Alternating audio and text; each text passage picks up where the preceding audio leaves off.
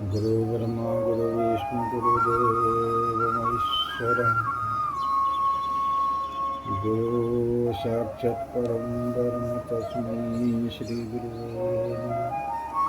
अखण्डमण्डलाकारं व्याप्तमेवं चराचरं तत्पदं दर्शितं देवं तस्मै श्री गुरुवे नमः।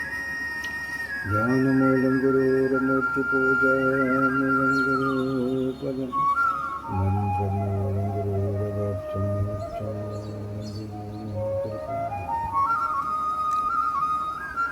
श्रीमद्भागवत सप्ताह ज्ञान यज्ञ का यहाँ मंगलमय शुभारंभ करते हैं। भागवत की कथा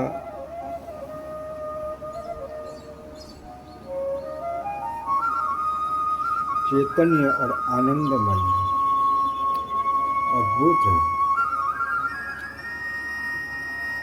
श्रीमद् भागवत साक्षात श्री कृष्ण रूप में विराजमान है। श्रीमद् भागवत जी का मंगलमय शुभारंभ करते हैं। प्यारे, एक बात आपसे कहूँ, दुनिया के जितने भी ग्रंथ हैं ना, उन प्रत्येक ग्रंथों में जब उसका शुभारंभ होता है ना, तो किसी देवता की स्तुति की जाती है, किसी ग्रंथ में राम की स्तुति की जाती है और कृष्ण की, किसी में दुर्गा की, किसी में हनुमान जी की स्तुति। केवल दुनिया में श्रीमद् भागवती ऐसा ग्रंथ है जिसमें आरंभ में किसी देवताओं का नाम लेकर स्तुति की गई है।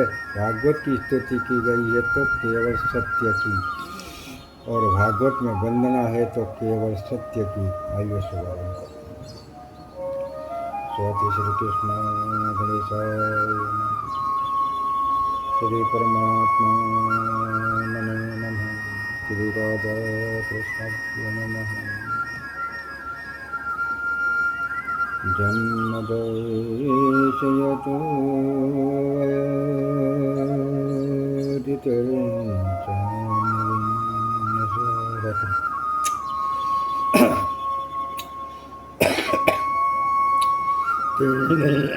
ब्रह्म हृदयादिकमये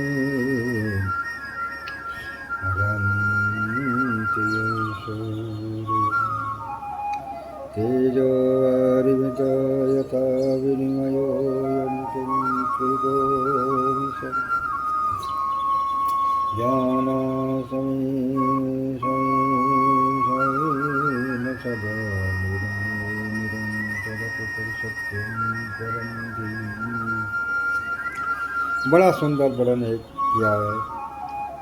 जिस परमात्मा की इच्छा शक्ति मात्र से ये पूरा विश्व प्रपंच चलता है, पालित होता है, प्यारे, लय हो जाता है, वो परम वर्मा हिरण्य गर्भ नहीं है। क्योंकि वर्मा जी को जिसने स्वयं वेदांत ज्ञान का प्रतिपादन करके बताया, वो कैसा है? बोले स्वरूप, जो अपने स्वरूप को प्रतिष्ठित रहता है, अपने प्रकाश की सारी दुनिया को प्रकाशित करता है, ऐसा वो परम ब्रह्म है। जिस वेदांत ज्ञान को समझने में बड़े बड़े सूर्य लोग भी मोह को प्राप्त हो जाते। बड़ी वेदांत ज्ञान जिसने सबसे पहले ब्रह्मा जी को प्रतिपादन किया, जैसे तेजमय सूर्य रस्सियों में कभी कभी जल की भांति हो जाती है, जल में भी हमें कभी स्थल का वर्म हो जाता है, प्यारे। वैसे ही ये जागृत और स्वप्न समस्ता रूपा सृष्टि में उस परमात्मा की अधिष्ठा सत्ता की वजह से सत्य वर्त प्रतीत माया और माया के कार्यों में जो सर्वदा परे है ना, सर्वदा अलग है ना, ऐसे परम सत्य की हम वंदना करते हैं। सत्यम परम धीम, उस सत्य की हम वंदना करते हैं। सज्जनों, सत्य की बात क्यों करें? भागवत में पहले, मध्य में और अंत में भी सत्य प्रतिपादित है। पहले श्लोक में आपने सुना सत्यम परम धीमहि,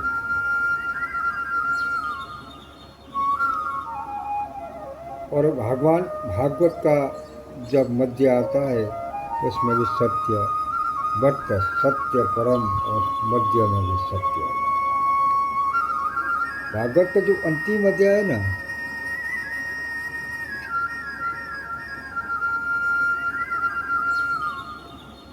उसमें भी ऐसा ही आता है, कस्मेन न भागवतम, आदि में सत्य है, मध्य में सत्य है और अंत में सत्य है। और तो चिरकाल बाधित जो सत्य है ना, आदि मध्यांत, तो केवल प्रभु है। भागवत में पहले सत्य का प्रतिपादन करने का मतलब क्या है? शायद महर्षि वेदव्यास जी ने बताना चाहते हैं कि जीवन में सत्य पर चलने का संकल्प लेते हैं तो हमारी शिव पूजा भी सार्थक है, मंदिर जाना भी सार्थक है, कथा सुनना भी सार्थक है। यदि सत्य को हम जीवन में नहीं अपना पाए तो वो शायद कोई भी चीज़ सार्थक नहीं हो सकती।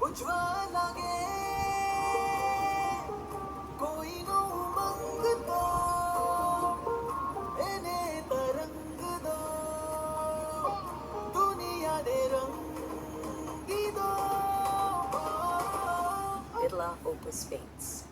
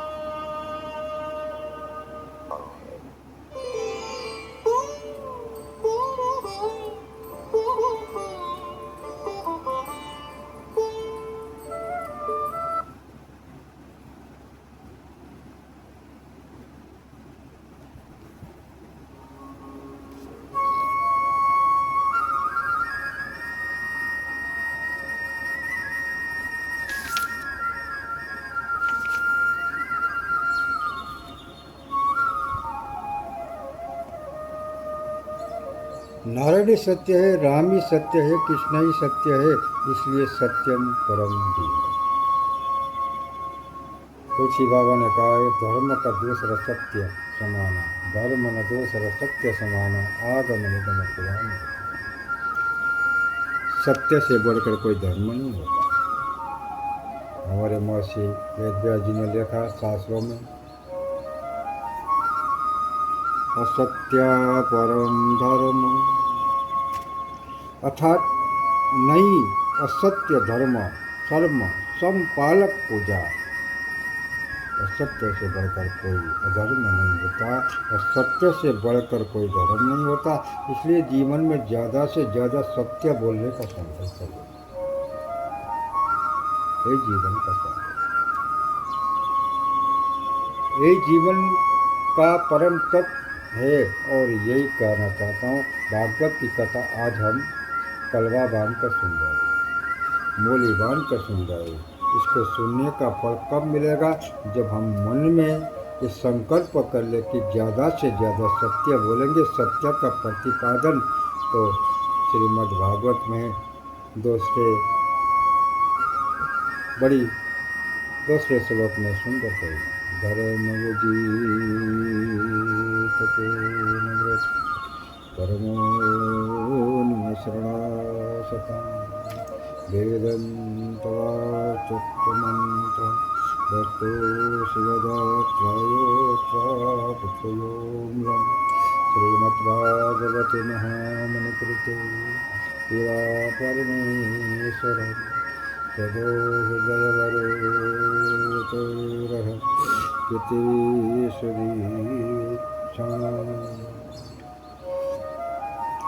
भागवत में परम सत्य का निरूपण किया गया है सज्जनों। अरे भाई, ये परम सत्य क्या है? तो कहते हैं कि परम धर्म है कृष्ण कथा, जो निकटतम सत्य है। जिन्हें मन में जरा भी कपट नहीं है ना, वो निष्ठकामी है। और जिसको न प्लेट चाहिए, न स्वर्ग चाहिए, न वैकुंठ चाहिए, न मुक्ति चाहिए, ऐसा जिसका जीवन है, उन संतों को जानने का योग्य जो परम धर्म कृष्ण कथा है ना, उस कृष्ण कथा का वर्णन श्रीमद् भागवत में वो कृष्ण कथा कैसी है। बोले शिवदम शिवदम कल्याण गदम तिहिति शिवदम कल्याण करने वाली कृष्ण कथा और कैसी है। तापत्रयमूलम, तीनों प्रकार के तापों को उन्मूलन करती है कृष्ण कथा। आध्यात्मिक ताप, आदि दैतिक ताप, आदि भौतिक ताप, तीनों तापों को विनष्ट कर देती है। और श्री कृष्ण कथा कहते अन्य किसी ग्रंथ में पढ़ने का समय नहीं मिले, आप स्वयं जीवन में भागवत पाठ का संकल्प करें। आप महाभारत नहीं पढ़ पा रहे हैं, ब्रह्मवेशन तो पुराण नहीं पढ़ पा रहे हैं, उतना समय नहीं है जो केवल भागवत का आश्रय लो। आप ध्यान दोगे। यदि हम 7 दिन तक नियम से भागवत सुन रहे हैं तो हम बर्बाद हैं।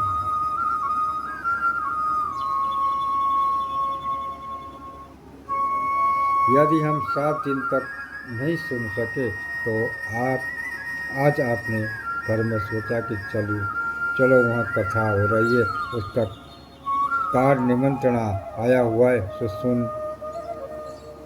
सुनी आते ना।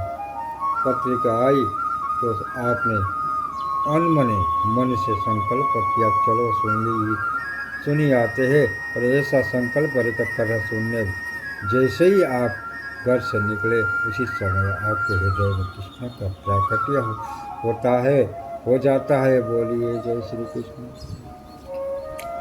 कथा आपने सुनी तो नहीं, कथा सुनने का जैसे ही मन में संकल्प लिया, संकल्प मन में आते ही गोविंद का प्राकट्य हृदय में हो जाता है। ऐसी भागवत की कथा की महिमा है, ऐसा भागवत का दिव्य चैतन्यमय स्वरूप है, चिंतनमय स्वरूप है, आत्मामय स्वरूप है। एक प्रश्न होता है कि श्रीमद् भागवत जी का आरंभ कैसे किया जाए, भागवत की शुभारंभ कैसे होता है, भागवत जी का प्राकट्य कैसे। निगम कल्पतरुगलितं फलं सुखमुखारविन्दसंयुक्तं पिबतं भागवतं रसिकभुविभावुका। प्यारे, निगम है वेद रूपी जो निगम कल्प वृक्ष है ना प्यारे, आप सोचे एक बहुत सुंदर वृक्ष है, उस वृक्ष का नाम है निगम। जो वेद रूपी सुंदर कल्प वृक्ष है, उसका पका हुआ फली श्रीमद् भागवत है। जो पका हुआ फली वेद रूप वृक्ष के नीचे कैसे आए? हमारे सुखदेव जी का मुख लगने से फल नीचे को आया। और आपने देखा होगा कि सुख यानी तोता, सूंगा जो होता है ना, ये उसी फल को मुख लगाता है जो मीठा होता है। तो आपने समझे, तोता का मुख लग जाने से खट्टा फल मीठा हो जाता है।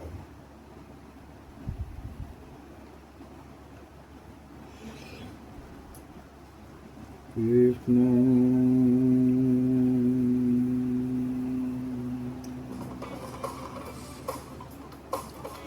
कृष्ण जय जय।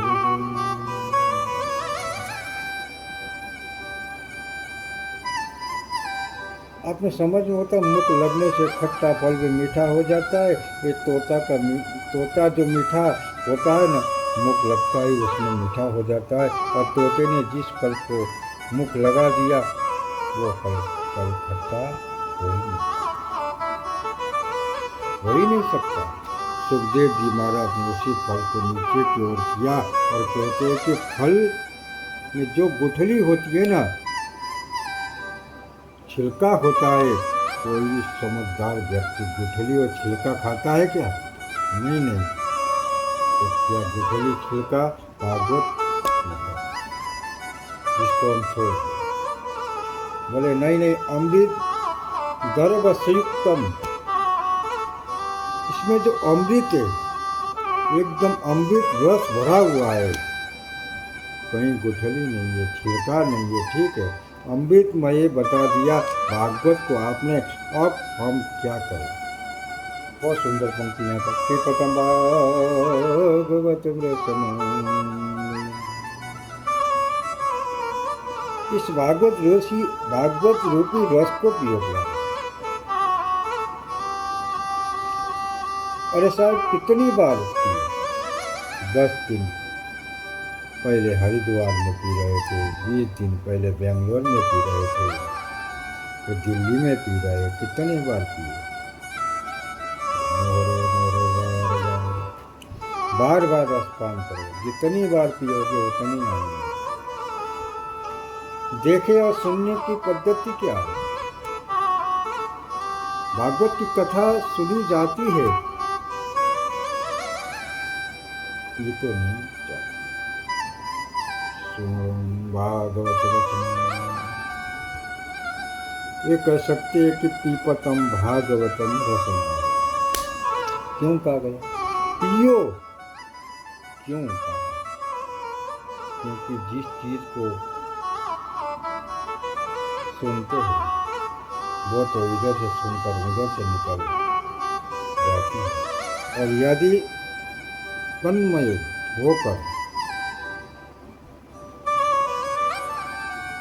सुनेंगे दिल की उतर जाती है, तो दिल में उतर कर सुनने वाली जो चीज है ना, उससे एक बहुत सुंदर बड़े सत्संगी थे, सत्संग जिसको मिल जाए तो उसका जीवन धन्य हो जाता है। कोई संवरकार था, उसने 2 मूर्ति बनाई संतों की, और दोनों मूर्ति पित्तल की। आश्चर्य की बात, आधा किलो पित्तल की एक मूर्ति, आधा किलो पित्तल की दूसरी मूर्ति। कैसी मूर्ति? संत जैसे तपस्या करने बैठे, जब उस निवास के लिए मैदान में रखा तो कहा मेरी मूर्ति की परीक्षा लीजिए, और खरीदारी लोगों ने कहा तुम्हारी मूर्ति की कीमत क्या है? सोनार बोला एक मूर्ति है 10 रुपया की है, और दूसरी 1 लाख रुपये की, परीक्षा कीजिए, खरीद लीजिए। लोगों ने कहा 1 लाख रुपये की वाली मूर्ति सोने की है क्या? नहीं साहब, बिल्कुल पित्तल की है। एक बात प्रतिशत इसमें सोना नहीं, लेकिन 1 लाख रुपये की है। लोगों ने कहा ऐसी क्या विशेषता है? एक ऐसा सोचा, एक वैसी मूर्ति, वजन रूप रंग सब बराबर। एक महात्मा बोले इसकी परीक्षा लूंगा। संत ने पुतली को गोले हाथ में पकड़कर लंबा किया और एक मूर्ति के कान में डाला, उधर से डाला और इधर से ढाला उधर से निकल गई और सूती संत बोले ये 10 के बेटे। दूसरी मूर्ति के कान में जैसे सूती डाली सज्जनों अंदर कोई बड़ा छिंदा था और सूती मुड़कर सीधी पेट में चली गई। 1 लाख रुपए। मतलब कहने का मतलब क्या है, इधर से सुनकर उधर से निकाल देवे वो तो गया खाली। सरोत या सोता जो सुनकर जीवन में उतार लेवे वही गया सत्य। रामचरित्र ये सुनत अघाई, राम विशेष जानती नहीं। जिन हरि कथा सुनी नहीं काना, सवन रही भवन को समान। परमात्मा की कथा को सुनकर जो ये कह दे कि बहुत सुंदर, बहुत सुंदर, रोज क्या सुने, वही ठाकुर जी है, वही कथा है, वही भागवत है, क्या सुने।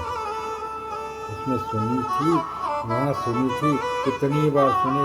ऐसा जिसके मन में भाव आता है वो कथा में तत्व नहीं समझ पाता, कथा की महिमा को नहीं समझ पाया। जितना सुनोगे उतना ही सुख मिलेगा। इसलिए यहाँ कहते हैं मोरम रसिक भंजन। कथा में रस का पान करो, 1 बार नहीं, 10 बार नहीं, 50 बार नहीं, हजारों बार सुनो। जितनी बार सुनोगे ना उतनी अच्छा लगेगा, उतना ही आनंद आएगा।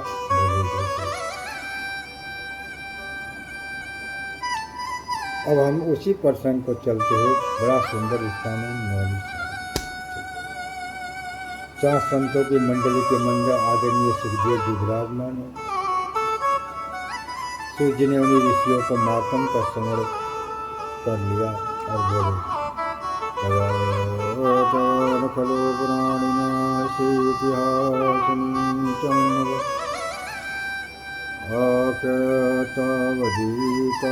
धर्म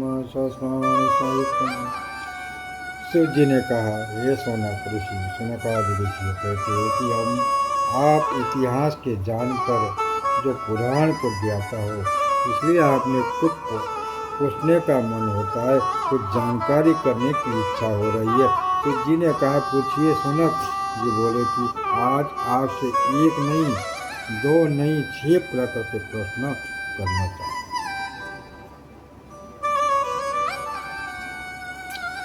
पहला प्रश्न है कि मानव के लिए परम धर्म क्या है?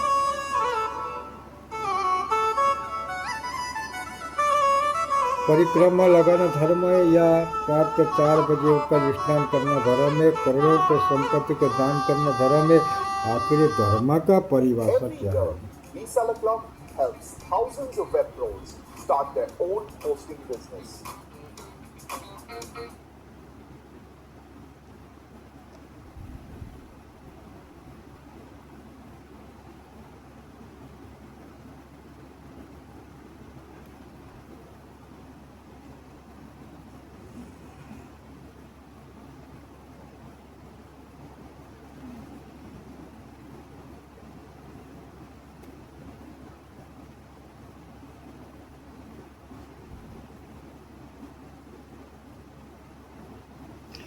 कि